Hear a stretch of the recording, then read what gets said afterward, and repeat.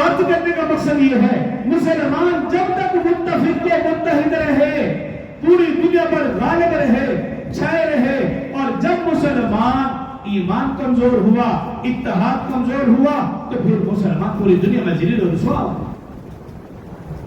رسول اللہ صلی اللہ علیہ وسلم نے آج سے 1450 سال قبل آج کے دور کے مطابق جو ارشاد فرمایا تھا وہ بھی سناتا چلو۔ حضرت ثوبان رضی اللہ عنہ راوی ہیں، رسول اللہ صلی اللہ علیہ وسلم نے آج کے زمانے کی جو تشریف گوئی فرمائی، حضرت ثوبان رضی اللہ عنہ راوی ہیں، رسول اللہ صلی اللہ علیہ وسلم نے ارشاد فرمایا میری امت پر ایک زمانہ ایسا آئے گا، میری امت پر ایک زمانہ ایسا آئے گا کہ کفار میری امت پر ایسے حملہ کریں گے، ایسے ٹوٹ پڑیں گے جیسے کھانے کے پیالے کے اوپر ٹوٹ پڑتے ہیں۔ یہ وہ زمانہ ہے۔ کیا فرمایا رسول اللہ صلی اللہ علیہ وسلم نے؟ کفار میری امت پر ایسے حملہ کریں گے، ایسے ٹوٹ پڑیں گے جیسے کھانے کے پیالے پر ٹوٹ پڑتے ہیں۔ ایک صحابی نے عرض کی یا رسول اللہ صلی اللہ علیہ وسلم کیا مسلمان تعداد میں کم ہوں گے؟ رسول اللہ صلی اللہ علیہ وسلم نے فرمایا نہیں، مسلمان تعداد میں بہت زیادہ ہوں گے، لیکن سیلاب کے جھاگ کی طرح وہ بے وزن ہوں گے، ان کا کوئی وزن نہ ہوگا۔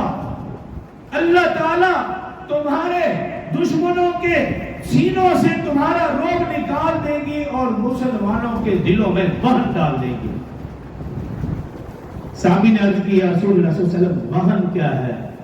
رسول اللہ صلی اللہ علیہ وسلم نے ارشاد فرمایا وہن ہے کہ دنیا سے محبت، موت سے نفرت۔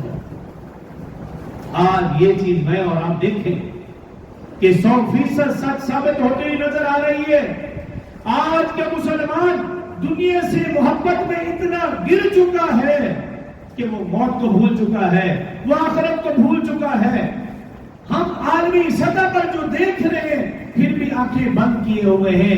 علماء رات کو بھی پکار کر میڈیا کے اوپر کہہ رہے تھے کہ اب جہاد فرض ہو چکا ہے، انفرادی ہو یا اجتماعی یا اسلامی حکومتوں پر جہاد فرض ہو چکا ہے۔